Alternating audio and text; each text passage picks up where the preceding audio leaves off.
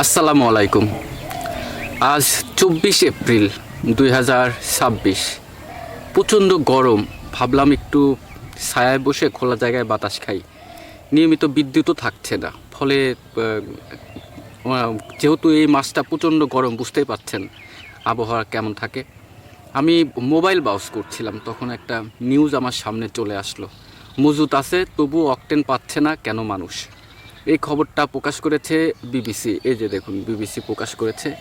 দেখুন, বিবিসি প্রকাশ করেছে যে মজুত আছে তবু অকটেন পাচ্ছে না কেন মানুষ। আবুল কালাম আজাদের একটা রিপোর্ট এই ঘণ্টাখানেক আগে প্রকাশ করেছে। তারা লিখেছে যে তেলের জন্য পাম্পের সামনে দীর্ঘ অপেক্ষা আর ভোগান্তি শেষ হচ্ছে না। সরকার বলছে তেলের পর্যাপ্ত মজুত আছে, ডিলারের দাবি সরবরাহ কম, আর পাম্পগুলোতে গিয়ে দেখা যাচ্ছে অকটেন পেতে ক্রেতাদের লম্বা লাইন। এই খবরটা প্রচার করেছে বিবিসি নিউজ বাংলা। অনেক জনপ্রিয় একটা সংবাদ মাধ্যম। এখন এইখানে কিছু ব্যাপার থেকে যায়, বুঝছেন। কিছু কথা তো আমার বলতে ইচ্ছা করে, তো কিছু কথা তো সত্য, যেগুলো ধরুন নাগরিক অধিকার, এই কথাগুলো তো সবসময় সত্য, তাই না? এইগুলো তো আমাকে বলতেই হবে। আপনি কি বলতে পারবেন যে মানুষ কেন এত এই যে জ্বালানি সংকটে ভুগছেন? এই পেট্রোল পাম্পে গিয়ে মানুষ লাইন ধরে আছে, তারপরেও জ্বালানি পাচ্ছে না। এর দায়টা কার? এই দায়টা কার? যেখানে দামই বেশি থাকবে সেখানে সরবরাহ কেন থাকবে না? মানে আমি যখন চাইবো তখন কেন পাবো না? জবাবদিহিতার কথা বলতে গেলে তো কিছু কথা বলতেই হবে। সরকার কি আগের থেকে এই জ্বালানি যে সংকট হবে এটার কোনো পূর্বাভাস পায়নি?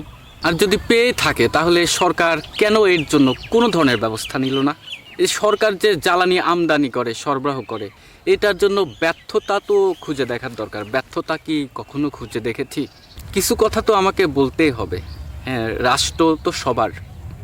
রাষ্ট্রের ভুল ত্রুটি, সমালোচক কখনো শত্রু নয়, সমালোচক ভুল ধরে দেয়। এইখানে কোনো বিরোধিতার জন্য আমি কথা বলছি, বিষয়টা এমন না। রাষ্ট্রের একটা জটিল সংকট, সেই সংকট নিয়েই কিন্তু আমি আপনাদের সঙ্গে কথা বলছি। সিন্ডিকেট, দুর্নীতি, এগুলো কেন সরকার ভাঙতে পারছে না? এটি কিন্তু আমাদের ভেবে দেখতে হবে। কিছু জিনিস কিন্তু প্রচণ্ড ভাবনায় ফেলে দেয়। সরকারের ব্যর্থতা, সিন্ডিকেট, দুর্নীতি, এইগুলো। জ্বালানির পিছনে আসলে সিন্ডিকেটটা কারা? জ্বালানির যে সংকট হচ্ছে, এই সংকটের পিছনে যে মূল সিন্ডিকেট, তারা আসলে কারা? বাজারে কৃত্রিম সংকট তৈরি করা হচ্ছে না তো? এই বিষয়গুলো তো আমাদের ভাবতে হবে। আর যারা মজুতদারি করে, মানে ধরুন দরকার নেই প্রচুর পরিমাণে মজুত করে রাখছে, যে জানে যে দাম বৃদ্ধি পাবে, পরে সেটা বেশি দামে বিক্রি করবে, এর জন্য সরকার কি কোনো ব্যবস্থা নিয়েছে? মানে ধরুন মিডিয়াতেও প্রচুর খবরে আসে এই ব্যবস্থা। আমার নিউজটা পাওয়া তো এমন উচিত ছিল যে বিবিসিতে আমি একটা সংবাদ পড়ছি, তারা লিখেছে যে 1 লাখ টন পেট্রোল মজুত রাখায় বা ডিজেল মজুত রাখায় একটা অভিযান চালাইছে সরকার, আমি সেই নিউজটা পাবো। কিন্তু বিষয়টা তো সেরকম না। মানুষের প্রচণ্ড কষ্ট হচ্ছে।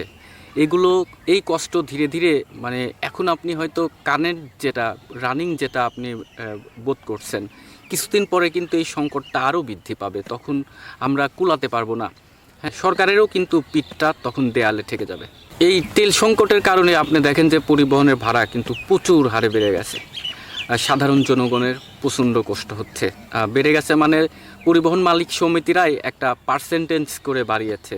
যেমন এছাড়াও কিন্তু আপনি দেখেন নৌপথ ছিল, সে নৌপথের পর্যন্ত ভাড়া আপনার বৃদ্ধি করা হয়েছে। এই নৌপথকে আমরা কিন্তু অগ্রাহ্য করি, কারণ কি আমরা যারা শহর কেন্দ্রিক বসবাস করি তারা নৌপথটা যে কত গুরুত্বপূর্ণ এটা আমরা ফিল করি না। হ্যাঁ, এই যে দ্রব্য মূল্যের দাম তো অনেক হারে বেড়ে যাবে, কারণ আপনি হয়তো জানেনই না, এই শহরে বসে বসে তো আমরা মানে সবজি, টাটকা সবজি কিনি, কিন্তু সবজিগুলো কিভাবে সেই শহরে পৌঁছায় সেটা কিন্তু আমরা কখনো জানি না। পরিবহন, নৌপথের, সড়ক পথের পরিবহন ভাড়া যদি বেড়ে যায় তখন তো আরও বেশি সংকটের দিকে দেশ চলে যাবে। তেলের ক্রাইসিসের জন্য এমন ঘটনাও কিন্তু আমরা মিডিয়াতে দেখেছি যে অ্যাম্বুলেন্সের সমস্যা হচ্ছে। আপনি কি এই ধরনের খবর শুনেছেন, নাকি কর্মব্যস্ততায় আপনি জানেনই না এই তথ্যটা? গ্রামের মানুষ, তারপরে হচ্ছে কৃষক, এরা যদি পর্যাপ্ত পরিমাণে তেল না পায়, বিষয়টা কেমন ঘটে যাবে যে খাদ্যের উৎপাদন হবে না। তখন আবার একটা সময় গিয়ে দীর্ঘমেয়াদী আমরা হচ্ছে খাদ্যের সংকটে ভুগবো। হ্যাঁ, যে আমার কাছে 200-500 টাকা আছে, কিন্তু আমি 1 কেজি পটল কিনে খাবো, কিন্তু সেই পটলটা নাই। তো এই ক্ষেত্রে যদি কৃষকদের আপনি বেনিফিট না দেন, তাহলে কিন্তু উৎপাদন আপনার হবে না। কিছু জিনিস আমদানি করা যায় না, একদম আমদানি করে খাওয়া যায় না। হ্যাঁ, কি শাকসবজি এগুলো আমাদের দেশেই উৎপাদন হয়। আর যেহেতু একটা তীব্র সংকট সামনে আসছে, একটা ব্যাপার আমি আপনাদেরকে বলতে চাই, এই মেসেজটা সবাইকে দিতে চাই। হ্যাঁ, এই জ্বালানি সংকট হলে তখন ধীরে ধীরে সেই দেশে কিন্তু অভাব শুরু হয়ে যায়, কর্মসংস্থান নষ্ট হয়ে যায়, খাদ্যের উৎপাদন কম হয়, কৃষকের যেহেতু সমস্যা বা সব সেক্টরেই প্রবলেম হয়। আপনি মিল ইন্ডাস্ট্রি জ্বালানি দিবেন না, ধরেন তেল দিবেন না, গ্যাস দিবেন না, বিদ্যুৎ দিবেন না, একটা 20,000 লোকের কর্মসংস্থান একটা মিল ইন্ডাস্ট্রি ঠাস করে বন্ধ হয়ে যাবে। তখন কিন্তু আলটিমেটলি একটা ক্রাইসিস তৈরি হয়। যেটি বলতে চাইছিলাম, একটা ব্যাপার খুবই গুরুত্বপূর্ণ, সেটি হচ্ছে আমাদের এই যে আশেপাশে যে ফাঁকা জায়গাগুলো থাকে বাড়ির আঙিনায় বা সবজি ক্ষেত, এক কথায় বাংলাদেশের মাটিটা হচ্ছে খুবই উর্বর, যে কোনো বীজ ছিটিয়ে দিলেই ঠাস করে একটা ফসল উৎপাদন হয়। তো প্রত্যেকটা নাগরিকের উচিত যে 1 ইঞ্চি জায়গাও যেন পড়ে না থাকে। আর এটি হচ্ছে আমার রিকোয়েস্ট, 1 ইঞ্চি জায়গাও ফেলে রাখবেন না, খাদ্যে স্বয়ংসম্পূর্ণ হতে হবে। তাছাড়া এই আগামীতে যে সংকটগুলো আসছে, এই ইফেক্টটা কিন্তু আলটিমেটলি সাধারণ মানুষের উপরেই পড়বে, আপনার আমার উপরে পড়বে। তো আগের থেকে যে সতর্কতা, সেই বিষয়ে আমি আপনাকে বলছি, আবারও বলছি যে আপনার 1 ইঞ্চি জায়গাও যেন পড়ে না থাকে। এই যে কোনো জিনিস উৎপাদন করুন, হ্যাঁ, সেটা কাজে লাগান। এখন আমার জনগণের পক্ষে থেকে সরকারকে কয়েকটা প্রশ্ন করতেও ইচ্ছা করছে। এই সংকট থেকে বের হয়ে আসার জন্য সরকার কি এখন পর্যন্ত তাৎক্ষণিক কোনো পদক্ষেপ নিয়েছে? সংকটটা আজকে তৈরি হয়নি, কতদিন হয়ে যাচ্ছে। ইরান ইসরায়েল যুদ্ধের পরেই এই জিনিসটা শুরু হয়ে যায়। কিন্তু যুদ্ধ তো অনেকটা স্বাভাবিক, তাদের মধ্যে আপনার হচ্ছে বিভিন্ন ধরনের যুদ্ধবিরতি চুক্তি হয়েছে। চুক্তি যদি হয়ে যায় স্টেট অফ হরমুজ, সেখানে তো আর কোনো প্রবলেম নাই। তাহলে প্রবলেম কোথায়? নিশ্চয় আমার অর্থনীতিতে প্রবলেম, আমাদের কাছে টাকা নাই, আমরা জ্বালানি কিনতে পারতেছি না। এটাই হচ্ছে চিরসত্য কথা। হয়তো সরকারও গোপন করছে। আবার গতকালকে একটা নিউজ দেখেছি যে যে পরিমাণে গ্রামে লোডশেডিং হচ্ছে, সরকার এই লোডশেডিংটা হচ্ছে এই বিদ্যুৎ সেক্টর হচ্ছে লুকাচ্ছে। এটি ভাবা যায় বলুন তো, যে লুকানোর তো কোনো কিছু নাই। হ্যাঁ, জনগণ কষ্টবোধ করছে, এটা জনগণই মনে রাখবে। ভবিষ্যতে এটা কার উপরে ইফেক্ট গিয়ে পড়বে? যারা হচ্ছে আপনার এখন ক্ষমতায় আছে তাদের উপরেই। কেন গিয়ে পড়বে? জনগণ ভালো ছিল না। হয়তো আপনি এখন জোর করে মিডিয়াতে অনেক কিছু প্রচার করাবেন না, বা একজনের কণ্ঠ রুদ্ধ করে ধরবেন, বা একজন কথা বলছে সমালোচনা করছে তাকে একটা সমস্যা করবেন, সংকট সমালোচনা করছে।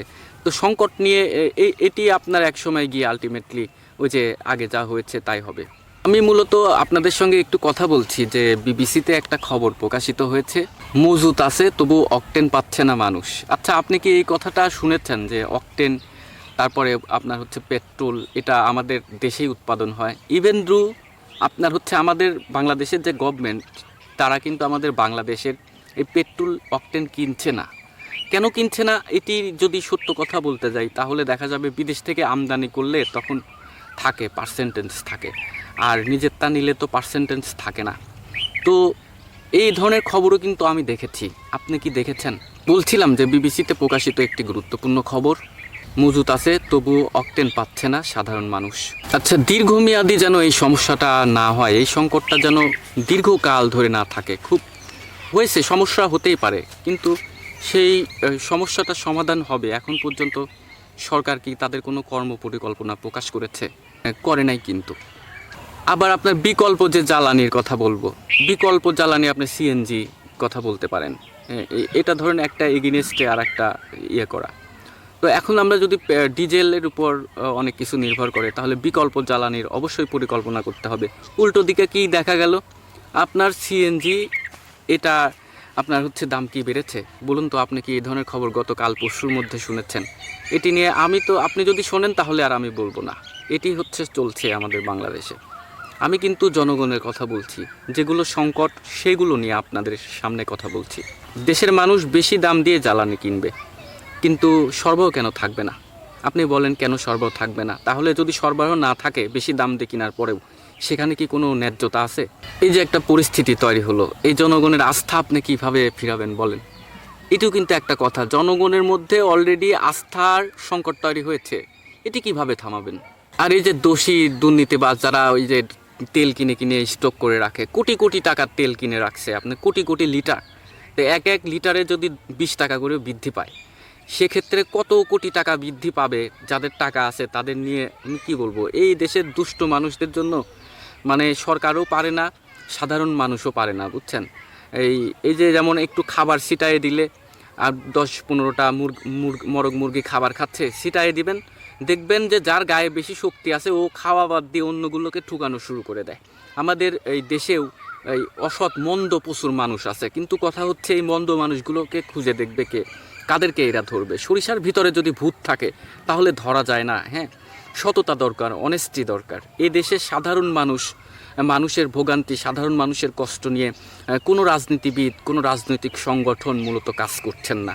যদি করতো তাহলে এই সমস্ত সমস্যা সামনে আসতো না, আগেই কিন্তু এই সংকটটা সমাধান করা যেত, কিন্তু হয়নি। একটা সরকার আসছে মাত্র কয়েক মাস, জনগণ হয়তো এই জন্য একটু সহ্য করছে, কারণ তারা তো প্রেক্ষাপট পরিস্থিতি বুঝছে, আমরা সবাই জানি। দোষীদের ধরুন, যারা এই ব্যবসার সাথে জড়িত তাদের ধরুন, মিডিয়াতে খবর দেন। সংকট যদি দ্রুত সমাধান না করা যায় এদেশের মানুষ, সেটি কিন্তু আপনি মন্তব্য করুন। এই ধরনের ভিডিও যদি আপনার একটু ভালো লাগে তাহলে অবশ্যই একটি মন্তব্য করুন। দেশ নিয়ে কী ভাবছেন, তেলের সংকট নিয়ে আপনার মতামত কী, যে কোনো কিছু নিয়ে মন্তব্য করবেন। আর সাবস্ক্রাইব করতে ভুলবেন না। আজ এ পর্যন্ত, দেখা হচ্ছে পরে আরও সুন্দর একটি ভিডিওতে। আল্লাহ হাফেজ।